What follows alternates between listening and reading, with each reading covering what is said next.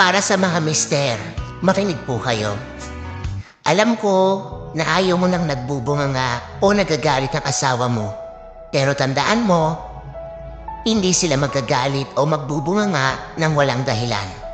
Kaya kung nagagalit ang misis mo, ganito. Alamin mo kung ano ang ikinakagalit niya. Magtanong ng maayos at mahinahon. Kung galit siya at sasabayan mo pa ng galit, magkakagulo kayo lalo. Maging matured. Tandaan mo, ikaw ang lalaki. Ikaw ang leader ng pamilya.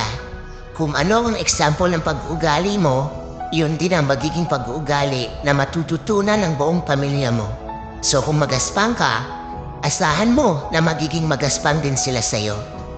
Be the example of patience, ang tunay na lalaki. Mahaba ang pasensya. Ang pag-uugali ng iyong misis ay refleksyon ng kung paano mo siya tinatrato. Kung ikaw ay magaspang o malupit sa kanya, makikita ito sa pagtrato ng iyong misis sa iyo at sa inyong mga anak.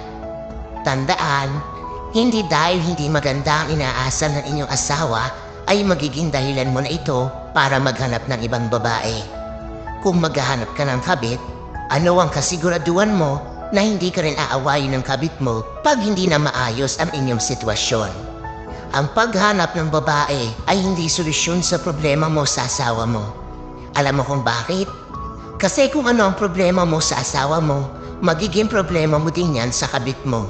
So paano na? Ano ang gagawin mo? Maghahanap ka na naman ng bago. Sinong niloko mo? Sarili mo. Di ba? Ang totoong solusyon, pag mahirap nang i-handle ang iyong asawa, ay alamin kung ano ang magpapasaya sa asawa mo. Humingi ka ng tawad sa lahat ng mga bagay na nagawa mo na nasaktan siya. Kung hindi mo aayusin ang problema mo sa iyong asawa at maghahanap ka lang ng kapalit nang hindi binabago ang iyong pag-uugali, uulit at uulit lang ang problema mo para ka lang kumuha ng bato na paulit-ulit mong ipinupukpok sa ulo mo. Tandaan, hindi solusyon ang paghanap ng bago.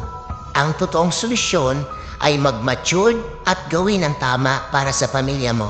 Kung nais mo ng mapayapa at matibay na relasyon sa iyong pamilya, unahin mo ang magkaroon ng malalim na relasyon sa Panginoon dahil siya lang ang makakatulong sa atin sa lahat ng problemang kinakaharap natin.